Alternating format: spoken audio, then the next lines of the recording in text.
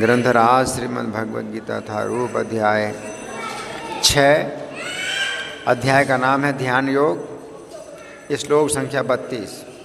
अच्छा मेरे पीछे बोलिए। आत्मोपम्येन सर्वत्र समं पश्यति योऽर्जुन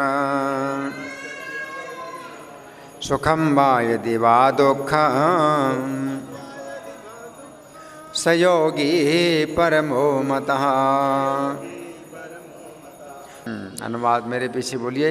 हे अर्जुन, वह पूर्ण योगी है जो अपनी तुलना से समस्त प्राणियों की उनके सुखों तथा दुखों में वास्तविक समानता का दर्शन करता है। इस श्लोक को समझेंगे। भगवान कह रहे हैं आत्मा औपम्येन सर्वत्र, तो अपनी तुलना से जो योगी अपनी तुलना से सर्वत्र सुख और दुख को समान देखता है। भगवान जो बात बता रहे हैं बहुत सरल भगवान बता रहे हैं। अपनी उपमा से सर्वत्र जो सुख दुख समान देखता है वो योगी सबसे ऊंचा है, सबसे ऊंचा है। अपनी तुलना से सब जगह सुख दुख समान देखता है ना। इसका मतलब क्या है कि जो सुख मैं चाहता हूँ तो उनको भी मिलना चाहिए, इनको भी मिलना चाहिए। मुझे क्यों मिले कि मैं केवल अपने लिए सुख चाहता हूँ, तो इनको भी तो मिलना चाहिए सुख, इनको मिलना चाहिए सुख, है ना। और जो दुख मैं नहीं चाहता अपने लिए तो इनको फिर क्यों मैं दूँ, इनको क्यों दूँ, इनको क्यों दूँ। तो सब जगह समान देखता है ना। तो ये नहीं सोचता है कि नहीं मुझे तो दुख हो रहा है, इनको दुख नहीं होगा। हाँ, मुझे ठंड लग रही है, इनको ठंड नहीं लग रही। या मैं भारतीय हूँ तो मुझे ठंड लगती है, ये अमरीकी है तो इनको ठंड नहीं लग रही।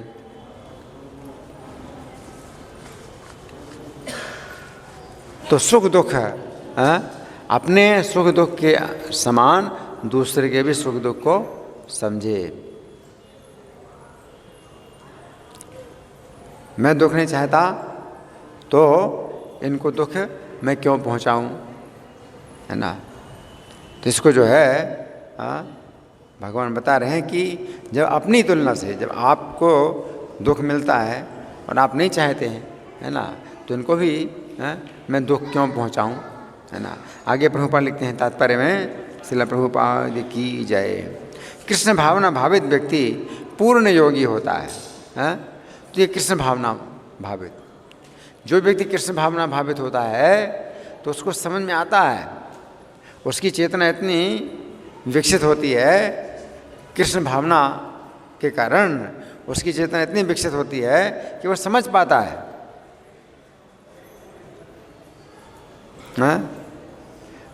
वो समझ पाता है कि उसने जो अनुभव किए हैं, जिस प्रकार के दुख अनुभव किए हैं, तो इनको भी दुख हो रहा है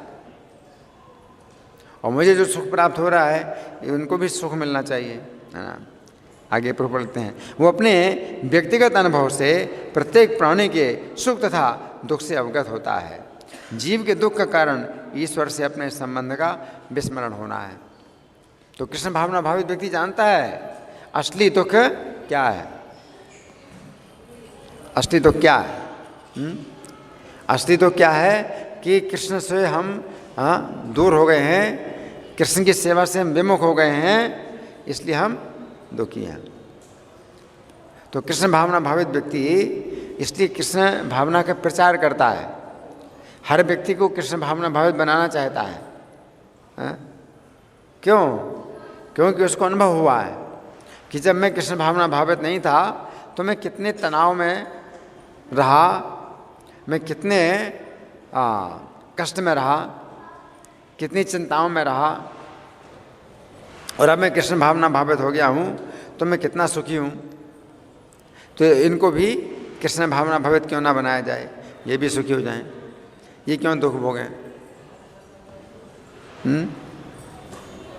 मैंने जन्म जन्म दुख भोगे हैं, है ना, लेकिन अब मैं उन सब दुखों से छूट गया हूँ, हैं। तो ये लोग जो है दुख भोग रहे हैं, क्यों कृष्ण भावना भावित नहीं है इसलिए दुख भोग रहे हैं। तो इनको क्यों दुख भोगना पड़े, क्यों ना ये कृष्ण भावना भावित बने। आगे प्रभु पढ़ते हैं, सुख का कारण कृष्ण को मनुष्यों के समस्त कार्यों का परम भोक्ता, समस्त भूमि तथा लोगों का स्वामी एवं समस्त जीवों का परम हितैषी मित्र समझना है ना। तो शांति का सूत्र ये 3 चीज़ें, कृष्ण को 3 प्रकार से जानना ही जो है सुख है। सबसे पहला कृष्ण को क्या जानना है कि कृष्ण समस्त कार्यों के परम भोक्ता हैं। कितना जो भी कार्य किया जाए वो कृष्ण की प्रसन्नता के लिए होना चाहिए, तभी आपको सुख मिल सकता है। और दूसरी बात क्या है कि श्री कृष्ण समस्त भूमि के स्वामी है और समस्त लोगों के स्वामी हैं, तब सुख मिलेगा।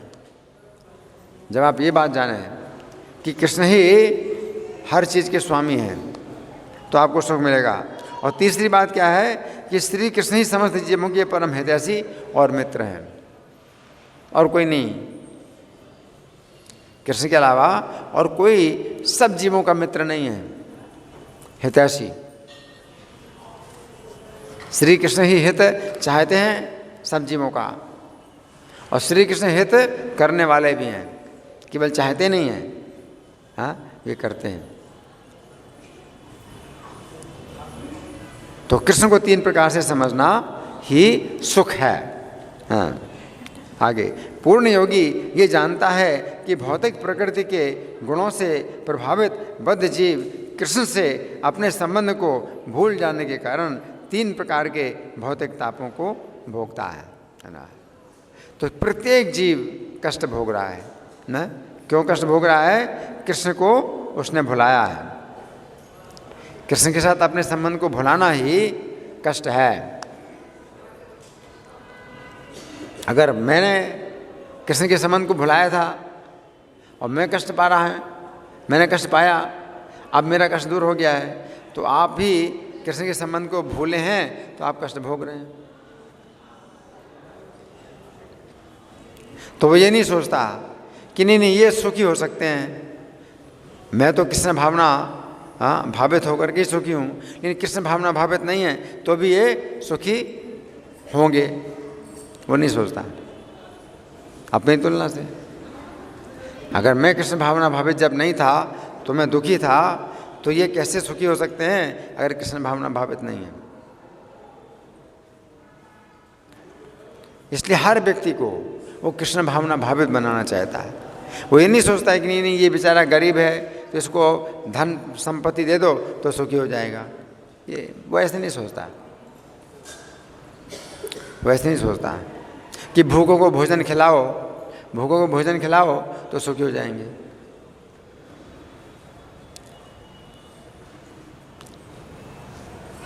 वो ये नहीं सोचता।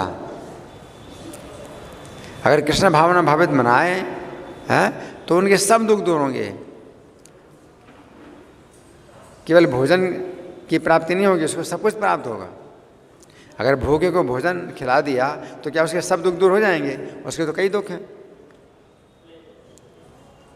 केवल एक ही दुख थोड़ी है कि उसको भोजन नहीं मिल रहा है। भूखे को अगर आप भोजन खिला देते हैं तो क्या सब दुख दूर हो जाएंगे उसके?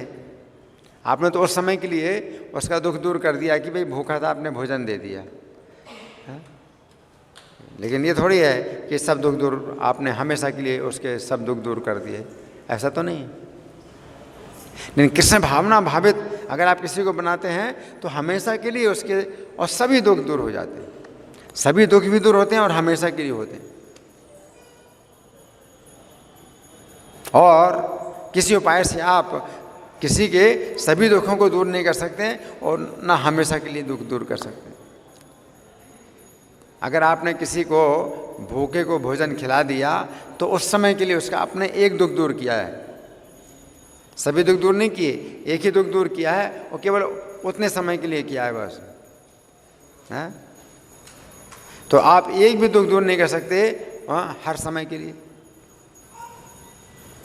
और फिर सभी दुखों की बात तो बहुत दूर है, सभी दुखों को दूर करना और सभी समय के लिए दूर करना तो हो नहीं सकता।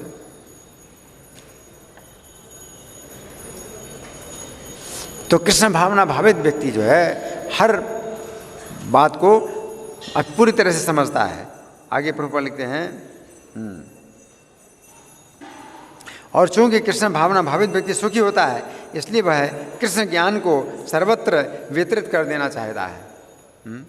सुखी तो वो अपने लिए सुखी है, कृष्ण भावना के द्वारा वो सुखी है, लेकिन फिर भी वो दुखी होता है। क्यों? पर दुख दुखी। जो कृष्ण भावना भावित व्यक्ति है वो दूसरों के दुख को देख करके दुखी होता है, उसे कहते हैं करुणा।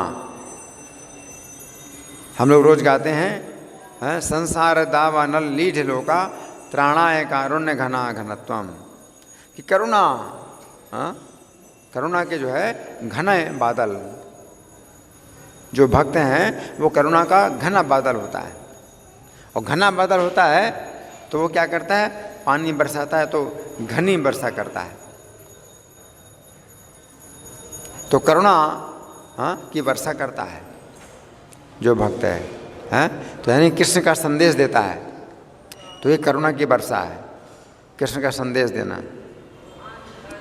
कृष्ण का संदेश क्या है कि आप कृष्ण की शरण लीजिए, आप हमेशा के लिए दुखों से छूट जाएंगे। और एक दुख नहीं, सभी दुख, सभी दुखों से छूट जाओगे और सभी समय के लिए छूट जाओगे। तो ये कृष्ण का संदेश है।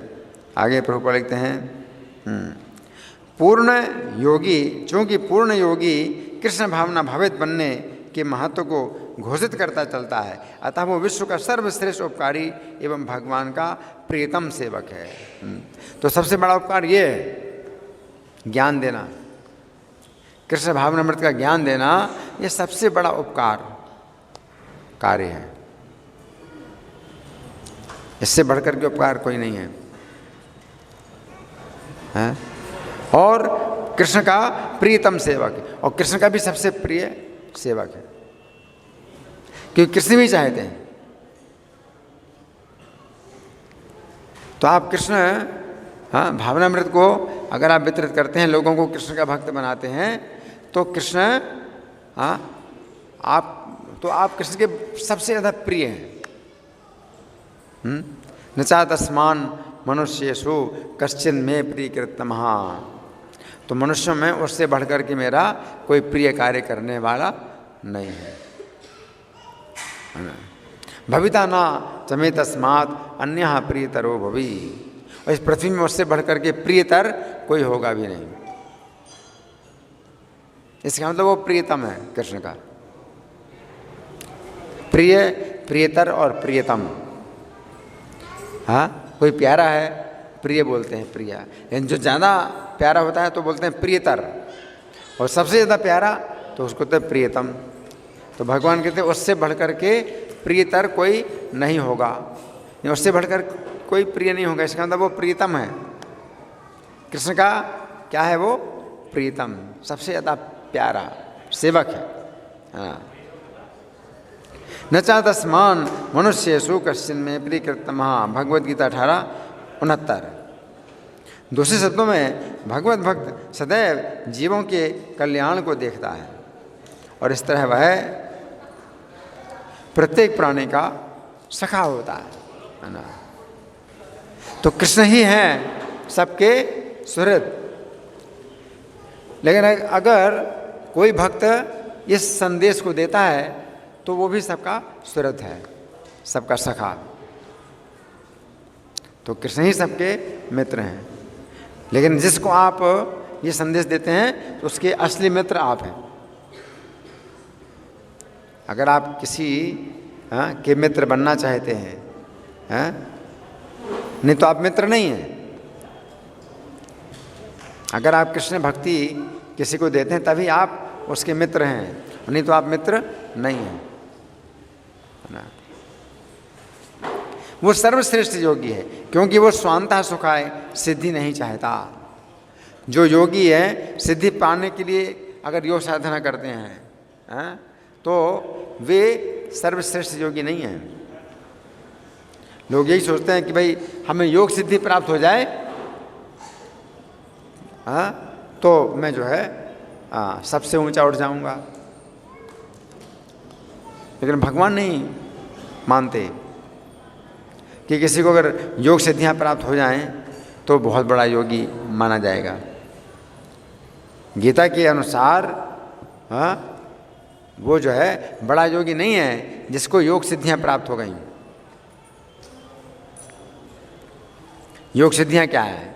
अणिमा सिद्धि है, तो छोटे से छोटा हो जाना है।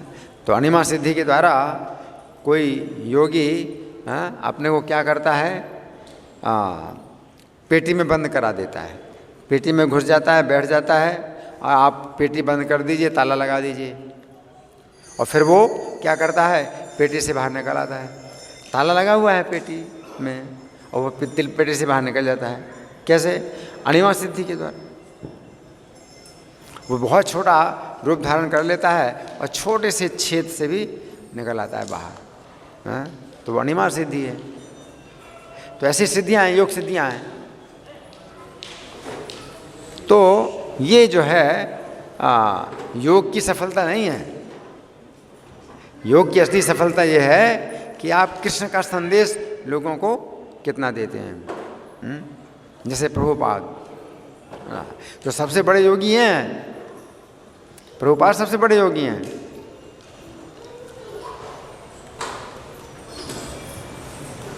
क्यों? क्योंकि ये इनके साथ कोई सहायक नहीं था, अकेले गए अमेरिका में, वृद्धावस्था में भी अकेले गए अमेरिका। किस लिए गए? मृत्यु के निकट, वृद्धावस्था और पैसा भी नहीं अपने साथ में, लेकिन फिर भी विदेश में गए। किस लिए गए? लोगों को कृष्ण भक्त बनाने के लिए। तो सबसे बड़े योगी वो हैं। तो उनके पास कोई सिद्धि नहीं है, लेकिन सबसे बड़ी सिद्धि क्या है? कृष्ण भावना। कृष्ण भावना सबसे बड़ी सिद्धि है।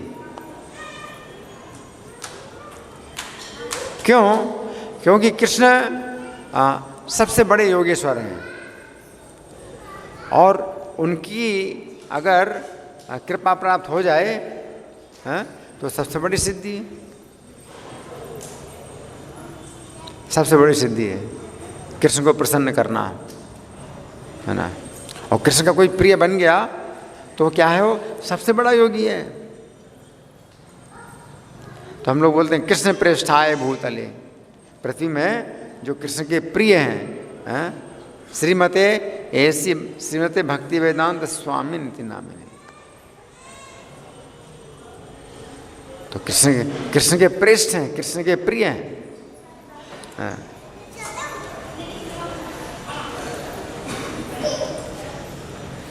गौरवाणी प्रचारी ने, क्यों कृष्ण के प्रिय हैं? क्योंकि कृष्ण की वाणी, चैतन्य महाप्रभु की वाणी का प्रचार करते हैं, अपनी वाणी का प्रचार नहीं करते हैं, अपना संदेश नहीं है, कृष्ण का संदेश देते हैं। तो प्रभुपाद ने पूरी दुनिया में कृष्ण का संदेश दिया।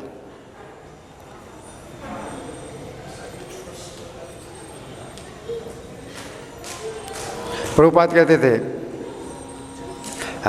कि मेरी पुस्तकों की छपाई, अधिक से अधिक मेरी पुस्तकों की छपाई करो और मेरी पुस्तकों के अनुवाद अधिक से अधिक भाषाओं में करो और मेरी पुस्तकों का वितरण पूरी दुनिया में अधिक से अधिक करो। वही चाहते थे। तो प्रभुपाद क्यों चाहते थे? कि उनकी पुस्तकों का वितरण हो, हर व्यक्ति के हाथ में उनकी पुस्तक जाए, हर व्यक्ति के घर में उनकी पुस्तक जाए। क्यों प्रभुपाद चाहते थे? कि इन पुस्तकों के द्वारा लोग कृष्ण भावना भावित बने हैं।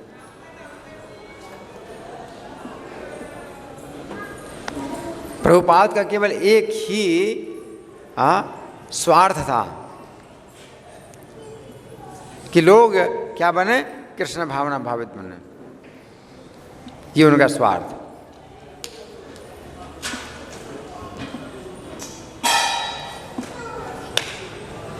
तो इसलिए वो योगी क्या है? सर्वोच्च है, सर्वोच्च योगी है। क्योंकि वो स्वांता सुखाय सिद्धि नहीं चाहता। जो बाकी सिद्धियां होती हैं वो अपने सुख के लिए होती हैं। सिद्धियों से आप बड़े बड़े कार्य कर सकते हैं, तो उससे आपको सुविधाएं मिलेंगी। तो ये सिद्धियां जो है अपनी सुविधा के लिए होती है।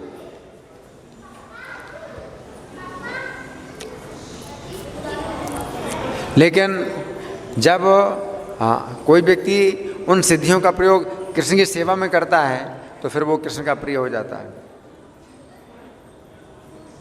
जैसे हनुमान जी, तो उनके पास जो भी सिद्धियां थीं, उन सिद्धियों का प्रयोग उन्होंने राम की सेवा में किया। उनके पास जो है आकाश गमन की सिद्धि थी, आकाश में चल सकते हैं। तो आकाश से जो है आकाश मार्ग से हनुमान जी ने क्या किया? समुद्र पार किया, लंका गए। लंका में जाकर के सीता जी को खोजना था। तो सीता जी को खोजना था तो छोटा सा रूप धारण किया कि कोई उनको ना देख पाए। वे सबको देख पाए लेकिन कोई उनको नहीं देख पाता है। तो इस तरह से जो है हनुमान जी ने अणिमा सिद्धि का प्रयोग किया, महिमा सिद्धि का प्रयोग किया। तो इस तरह से जो व्यक्ति कृष्ण की सेवा में अपनी शक्तियों का प्रयोग करता है तो वो कृष्ण का बहुत प्रिय होता है। आगे प्रभुपाद लिखते हैं, अभी तो अन्यों के लिए भी चाहता है। स्वांता सुख सिद्धि नहीं चाहता, अभी तो अन्यों के लिए भी चाहता है। वो अपने मित्र जीवों से द्वेष नहीं करता। अपने मित्र जीवों से द्वेष नहीं करता। इसका मतलब क्या है कि अगर मैं सोचता हूँ कि भाई ये मेरे मित्र हैं, तो मैं इनको अपना मित्र समझता हूँ, लेकिन इनको भक्त नहीं बनाना चाहता। मैं तो भक्त हूँ, लेकिन जो मेरे मित्र हैं ये भक्त ना बने। क्यों? ये मेरे मित्र हैं। तो वे द्वेष हुआ, मित्र से द्वेष। आप अपने मित्र से द्वेष कर रहे हैं। तो मैत्रहा का मतलब है मित्र। अगर आप असली मित्र हैं तो आप उसको भक्त बनाइए, है ना। तो मित्र जीवन से द्वेष नहीं करता। यही है वो अंतर जो एक भगवत भक्त तथा आत्मोन्नति में ही रुचि रखने वाले योगी में होता है। तो जो भगवान का भक्त है तो वो कैसा होता है? वो सबका मित्र होता है, सबको बताना चाहता है, कृष्ण का संदेश देना चाहता है।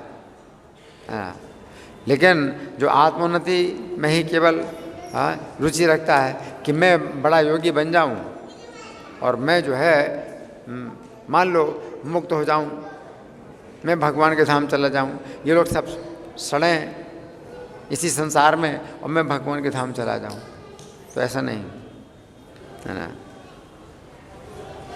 आगे प्रभुपाद लिखते हैं, जो योगी पूर्ण रूप से ध्यान धरने के लिए एकांत स्थान में चला जाता है वो उतना पूर्ण नहीं होता जितना कि वो भक्त जो प्रत्येक व्यक्ति को कृष्ण भावना भावित बनाने का प्रयास करता रहता है। तो ये भी अच्छी बात है। कोई व्यक्ति एकांत में जाता है ध्यान करने के लिए, अच्छी बात है कि अपना कल्याण करे, अपना कल्याण करे, अपने मनुष्य जीवन को सफल करे। तो ये भी एक बड़ा गुण है। लेकिन उससे भी बड़ा गुण क्या है कि सबको संदेश देना, कृष्ण भावनामृत का संदेश देना, ये उससे भी बड़ा गुण है। जैसे प्रहलाद महाराज, तो असुरों के समाज में जब बच्चे खेल रहे हैं तो वे बच्चे प्रहलाद को बुलाते हैं कि प्रहलाद आ जाओ हमारे साथ, तुम भी खेलो। तो बच्चे बुलाते हैं, आ जाओ हमारे साथ खेलो तुम। तो प्रहलाद जी कहते हैं तुम लोग आओ मेरे पास, मैं तुम्हें कुछ बातें सिखाऊं, बातें बताऊं। तो सबको बिठा लिया और फिर सुनाना शुरू किया, कृष्ण का संदेश देना शुरू किया। तो ये जो है भगवान का प्रिय है। और इस कारण से प्रहलाद महाराज के जो पिता हिरण्यकशिपु बहुत रुष्ट हुआ।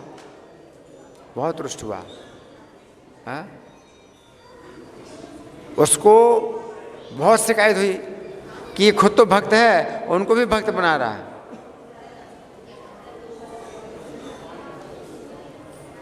तो इस कार्य से हिरण्यकशिपु बहुत रुष्ट हुआ। लेकिन भगवान के वो सबसे ज़्यादा प्यारे हैं, वो भक्त भगवान के सबसे ज़्यादा प्यारे हैं।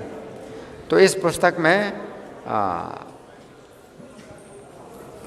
कई बातें हैं जो कि इस श्लोक से संबंधित है।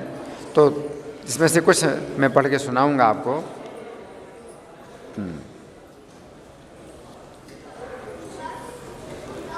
भागवत के 8वें स्कंद के अंतर्गत 7वें अध्याय में वर्णन आता है कि जिस समय शिवजी ने देखा कि समुद्र मंथन के द्वारा समुद्र से उत्पन्न विष के कारण सभी प्राणी भयभीत हो रहे हैं, उस समय उन्होंने उस विष को स्वयं पी लिया।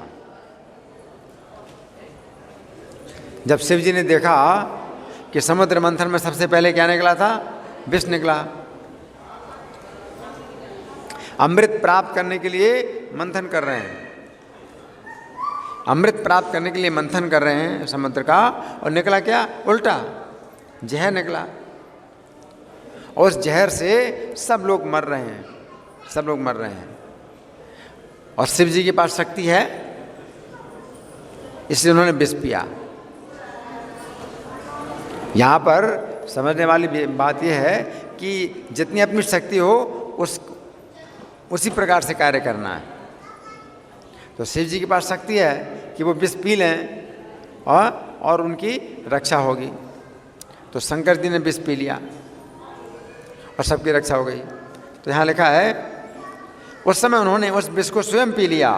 फिर जिस समय उन्होंने देखा कि सभी प्राणी विष के भय से मुक्त हो गए हैं, उस समय उन्हें प्रसन्नता हुई। तो यहाँ पर श्री कृष्ण कह रहे हैं कि जो योगी अपनी तुलना में समस्त प्राणियों के सुख को समान देखता है, वही योगी परम श्रेष्ठ है। तो ये जो आंदोलन है, हरे कृष्ण आंदोलन है, ये प्रचार का आंदोलन है।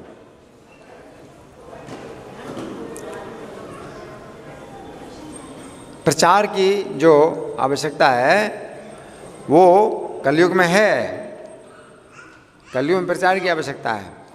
पहले के युगों में प्रचार की आवश्यकता नहीं थी, क्योंकि जो राजा होते थे तो वे पक्के भक्त होते थे और अपनी प्रजा के ऊपर वे जो है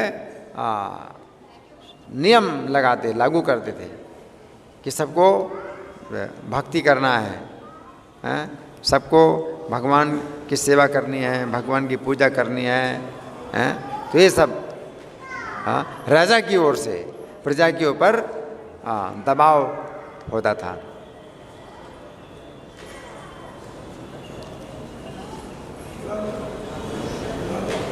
लेकिन अब कलयुग में राजा कौन है? बताया गया ये शूद्र ही राजा हैं। तो शासन शूद्रों का है। तो वे ना तो जानते हैं कृष्ण की भक्ति को, और ना वे किसी को बता सकते हैं कृष्ण की भक्ति। तो इसलिए कलयुग में आवश्यकता क्या है? कि हमें प्रजा में ही प्रचार करना है। प्रजा जारे देखा तारे कहो कृष्ण उपदेश, जिसको देखो उसको कृष्ण का उपदेश करो। इसलिए पहले के ज़माने में जो योगी होते थे वो एकांत में चले आते थे भजन करने के लिए, प्रचार करने की आवश्यकता नहीं थी, क्योंकि राजा स्वयं अपने राज्य में सबको धर्म में लगाता था, अधर्म से छुड़ाता था। ऐसे राजा उनके नाम श्रीमद् भागवत में लिखे हैं। जैसे पृथु महाराज थे, युधिष्ठिर महाराज थे, महाराज शांतनु थे, है ना। इस तरह के बहुत राजा हुए, तो अपनी प्रजा को कृष्ण की भक्ति में, कृष्ण की सेवा में लगाते थे।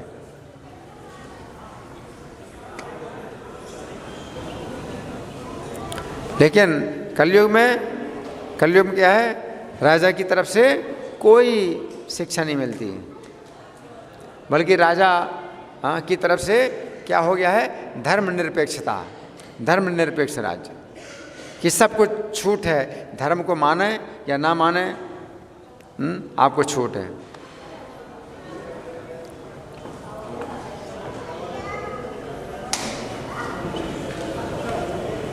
ये उसी प्रकार से है जैसे कि लोगों को जो है नरक में जाने की छूट दे दें कि भाई आपकी जो है आप बिल्कुल, आपको छूट है, आप नरक में जाओ। एक तरीका होता है कि अगर आप नरक में जा रहे हैं तो मैं आपको बचाऊं, नहीं नरक में नहीं जाना। दूसरा तरीका ये है कि आप नरक में जा रहे हैं तो मैं कहता हूं जाओ भैया नरक में जाओ, बहुत अच्छा काम कर रहे हो, जाओ नरक में जाओ, है ना। तो धर्म निरपेक्ष राज इसी प्रकार का है कि जिसकी इच्छा होती है नरक में जाने की, जाओ, धर्म की कोई आवश्यकता नहीं, धर्म का पालन करने की कोई आवश्यकता नहीं है। नरक में अगर आपकी रुचि है तो जाओ, नरक में जाओ, सब लोग नरक में जाओ। तो ये धर्म निरपेक्षता कहलाती है।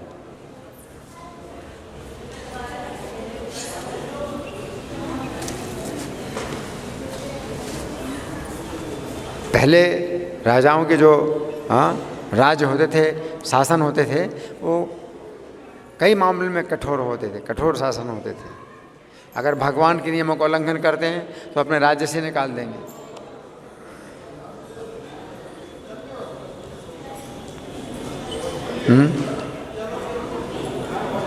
उनके राज्य में जो है मतलब ये कठोर नियम था कि एकादशी के दिन अन्न नहीं खाना है, कठोर नियम था। जैसे राजा चंद्रहास, राजा चंद्रहास, तो उन्होंने जैसे उनको जो है शासन मिला तो उन्होंने प्रजा में एक ही बात का जो है दबाव डाला कि सबसे बड़ा शत्रु वही है मेरा जो एकादशी के दिन अन्न खाएगा।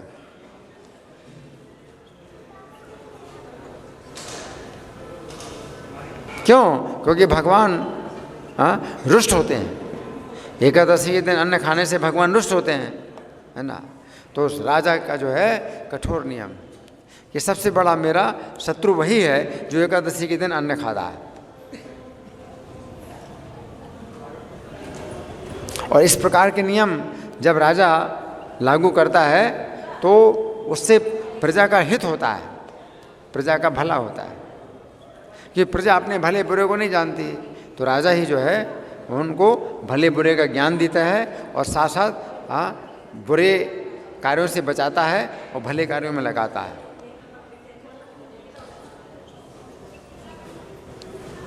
तो इस तरह से जो भक्त होते हैं वो भगवान को प्रसन्न करते हैं।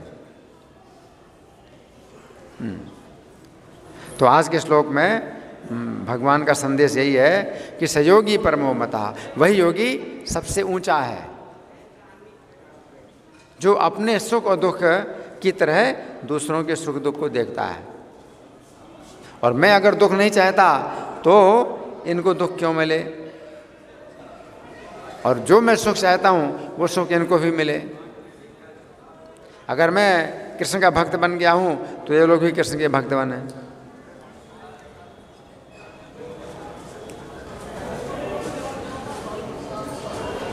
मैंने माया की सेवा छोड़ दी है तो ये भी, ये क्यों माया की सेवा कर रहे हैं, ये भी माया की सेवा छोड़ें। तो सुखम दुखम समम पश्यति, सुख दुख को समान देखता है ना। अब आप लोगों की ओर से कोई प्रश्न है या कोई चर्चा, या मैं प्रश्न करूं? हाँ हाँ, जो आपको दिया गया है प्रवचन उसी के संबंध में, क्योंकि आपने क्या सुना, आप कुछ नहीं सुन रहे हैं, आपका ध्यान कहीं और है ना। इससे परीक्षा होती है कि आपने सुना है, कितना सुना है, कितना उसका विचार किया, मंथन किया। अगर आप दूसरा प्रश्न करते हैं तो इसका मतलब है कि आप सुन नहीं रहे हैं। हाँ जी बोलिए।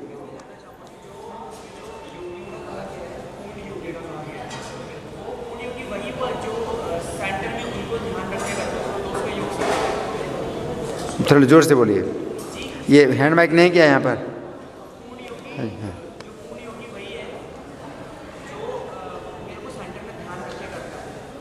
पूर्ण योगी वही है जो भगवान का ध्यान करता है। नहीं, भगवान ये बता रहे हैं कि योगी तो है, वो योग विधि का पालन कर रहा है कि भगवान का ध्यान कर रहा है, लेकिन पूर्ण योगी जो परमो मतः, यहाँ कहा है कि सबसे ऊंचा योगी वो है जो कि अपने सुख दुख के अनुसार दूसरों के भी सुख दुख को देखता है। एक तो योगी है वो सोचता है कि दुनिया जाए नरक में, मुझे अपनी रक्षा करनी है, मैं जो है अपने को बचाऊं, मुझे संसार बंधन से छूटना है, बाकी जो है तो अच्छा है। वो भी अच्छा है कि सब को जो है छोड़ करके सबका त्याग कर दिया और अपनी भक्ति में लगा हुआ है, भजन कर रहा है, वो भी अच्छा है। लेकिन उससे भी अच्छा जब वो परिपक्व हो जाता है भजन में, तो दूसरों को भजन में लगाता है, दूसरों को भी सिखाता है भजन करना, तो वो भगवान को ज़्यादा प्रिय है ना।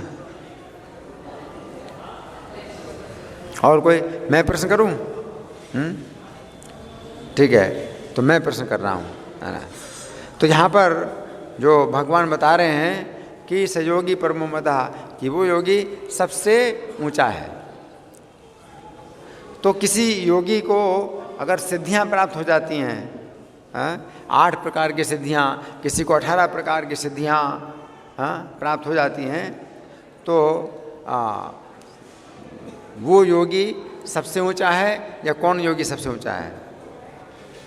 कौन बताएगा? किसी को बड़ी सिद्धि प्राप्त हो जाती है। हाँ जी, आप बताइए।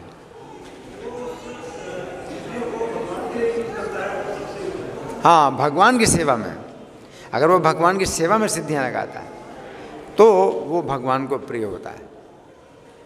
लेकिन अगर वो दिखावा करता है और लोगों की नज़रों में भगवान बनने के लिए सिद्धियां दिखाता है कि देखो मेरे पास ये सिद्धि है, मैं भगवान हूँ, तो वो गिर जाता है। वो जो है योग के मार्ग से गिर जाता है। इसकी सिद्धियां जो है भगवान की प्राप्ति में बाधक हैं, क्योंकि सिद्धियों के द्वारा अगर आप भगवान से विमुख हो जाते हैं और अपने को केंद्र बनाते हैं पब्लिक के बीच में, कि सब लोग देखें कि मैं कितना बड़ा सिद्ध हूँ, तो वो भक्ति में बाधक है।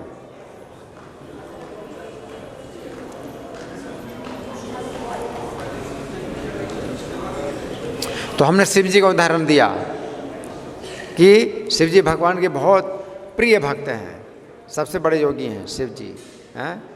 ये क्या घटना है शिव जी की जो हमने बताई? जब सभी जीव समुद्र से ऊपर विष से झुलस रहे थे, तो शिव जी के पास शक्ति थी, तो शिव जी नहीं चाहते थे कि कोई दुखी हो, इसलिए उन्होंने विष पान किया और वो इसी से खुश हुए कि सभी की सुरक्षा हो। हाँ, तो शिव जी को जो है इस बात का दुख हुआ कि सब लोग जो है विष से मर रहे हैं, और शिव जी को ये शक्ति है कि वे विष पी लें और उनकी रक्षा हो जाएगी। तो उन्होंने विष पिया और जब सबकी सुरक्षा हो गई तो शिव जी संतुष्ट हुए। तप्यन्ते लोके तापेन प्रायशः साधवो जना परमाराधनम तद्धि पुरुषस्याखिलात्मना। कि जो साधु लोग होते हैं वो दूसरों के ताप को देख करके तपित होते हैं। और ये भगवान की परम आराधना है, सबसे श्रेष्ठ आराधना है। जो भगवान सबके परमात्मा हैं तो उनको प्रसन्न करने का सबसे अच्छा तरीका है कि दूसरों के दुखों से दुखी होए। हम लोग रोज जो प्रार्थना गाते हैं, संसार दावा नल लीढ लोका त्राणाय कारुण्य घना घनत्वम, कि जो भक्त है तो उसकी दृष्टि में ये संसार क्या दिखाई देता है? ये एक जंगल है और जंगल में आग लगी है और उस आग में सब लोग झुलस रहे हैं, उसको ये दिखाई पड़ता है। उसको नहीं दिखाई पड़ता है कि कितना बढ़िया शहर है दिल्ली का, देखो क्या जगमग जगमग हो रहा है, कितने बढ़िया जो है मोबाइल हैं, मोटर कार है, सब बंगला, वो ये नहीं देखता। उसको क्या दिखाई देता है? ये संसार जंगल है और जंगल में आग अपने आप लगती है, कोई नहीं लगाता, अपने आप आग लगती है और सब लोग इस संसार रूपी जंगल में आग से झुलस रहे हैं। उसको ये दिखाई पड़ता है, जंगल दिखाई पड़ता है। बाकी लोगों को दिखाई देता है कितना बढ़िया घर है मेरा, बंगला है, मोटर कार है, मोबाइल है। लोग यही सोचते हैं मैं बड़ा सुखी हूँ। लेकिन जो भक्त है वो क्या देखता है कि ये लोग कितने दुखी हैं। मकान में आग लगी हो, कोई व्यक्ति मकान के अंदर हो तो क्या आप देखेंगे कितने कष्ट में है ये, कितने खतरे में है। तो जो भक्त है उसकी दृष्टि ये होती है कि संसार जो है जंगल है, जंगल में भी आग लगी है और उस आग के बीच में ये सब लोग जो है रहते हैं। कैसे इस आग को बुझाया जाए?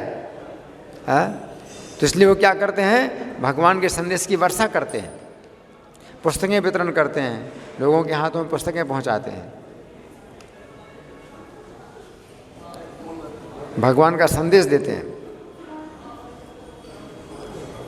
प्राप्तस्य कल्याण गुणार्णवस्य वंदे गुरु श्री चरणारविंदम। तो ऐसे गुरु के चरण कमलों की मैं वंदना करता हूँ, है ना। हाँ जी। इसमें जैसे प्रभुपाद ने तात्पर्य में जैसे बताया,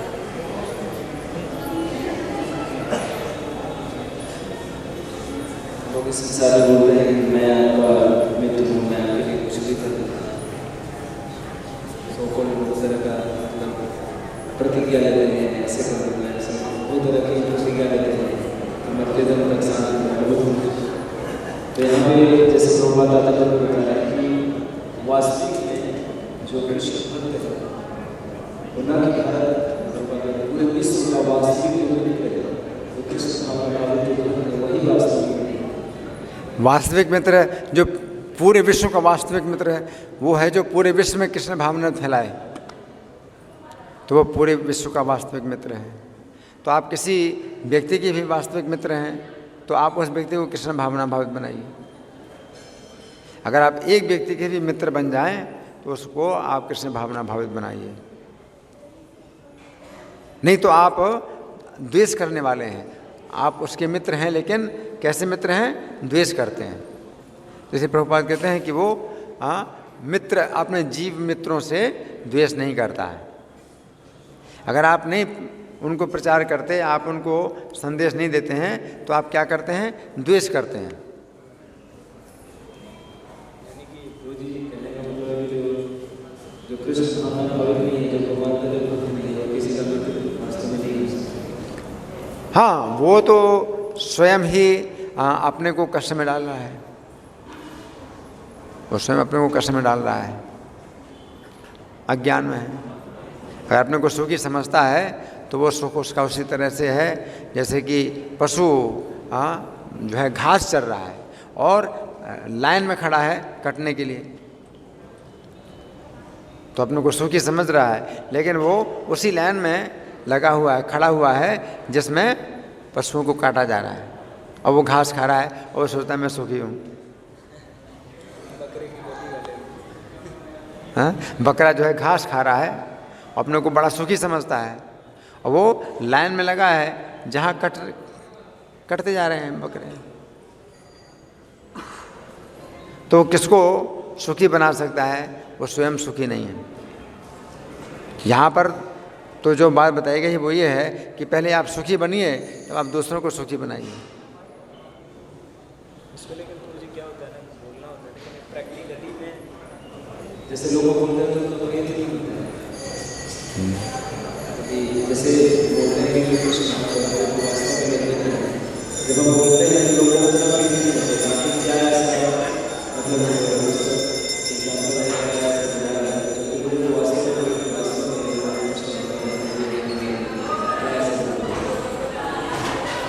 यानी लोग शिकायत करते हैं कि आप फोर्स क्यों करते हैं, है ना? वो शिकायत करते हैं कि आप फोर्स क्यों करते हैं। तो ये उसी तरह से है जैसे कि अंधा व्यक्ति जो है अगर कुएं में जा रहा है, कुएं में गिर रहा है, अंधा है और आप कहते हैं भैया वहाँ कुआं है मत जाओ, तो वो आपको डांटता है कि मुझे आप क्यों बाधा डाल रहे हो। एक अंधा व्यक्ति जो है कुएं में गिर रहा है और आप कहते हैं भैया यहाँ आगे कुआं है, तुम जो है उधर मत जाओ, तो अंधा कहता है कि मुझे क्यों आप डिस्टर्ब कर रहे हो, मैं जो है जिस रास्ते से मुझे जाना है मुझे जाने दो। तो इस तरह से जो है जो भक्त होता है तो वो उनको बचाने की कोशिश करता है, लेकिन लोग नाराज होते हैं। तो ऐसे में क्या करना है भैया? हाँ, तुम्हें फिर जैसा करना करो। वो ईर्ष्यालु है, ऐसे ईर्ष्यालुओं से फिर उपेक्षा करनी होती है। ईर्ष्यालुओं से फिर उपेक्षा करनी पड़ती है, क्योंकि वे लोग अगर नहीं सुनना चाहते हैं और वे द्वेष करते हैं कृष्ण के संदेश से, तो फिर हमें उनको छोड़ना होता है। ये जो अज्ञानी हैं उन पर कृपा करना है, जो नहीं जानते हैं। तो एक दो तरह के अंधे हैं। एक अंधा जो है कुएं की तरफ जा रहा है, आप उसको रोकते हैं तो वो आपको डांटता है, मुझे क्यों रोक रहे हैं, मुझे जहाँ जाना है मैं जाऊँगा, मेरी मर्जी, तुम कौन होते हो मुझे बताने वाले कि मैं इधर ना जाऊँ। तो ठीक है भैया जाओ। और दूसरा अंधा है, वो जा रहा है और आप कहते हैं अरे उधर जो है कुआं है मत जाओ वहाँ। तो कहता अच्छा उधर कुआं है तो कहाँ जाऊँ? तो आप उसको सुरक्षा का रास्ता बताते हैं। तो एक दूसरा अंधा, तो उसको कहते हैं अज्ञानी। अज्ञानी पर कृपा करना, लेकिन जो ईर्ष्यालु हैं उनकी उपेक्षा करना, क्योंकि अपना समय क्यों खराब किया जाए, उसको नहीं मानना है, उल्टी दिशा में जा रहा है ना। धन्यवाद। ग्रंथराज श्रीमद् भगवद गीता की जय, श्रील प्रभुपाद की जय, राधा पार्षार्थी ललिता विशाखा की जय, गौर निताय की जय, सीताराम लक्ष्मण हनुमान की जय हो।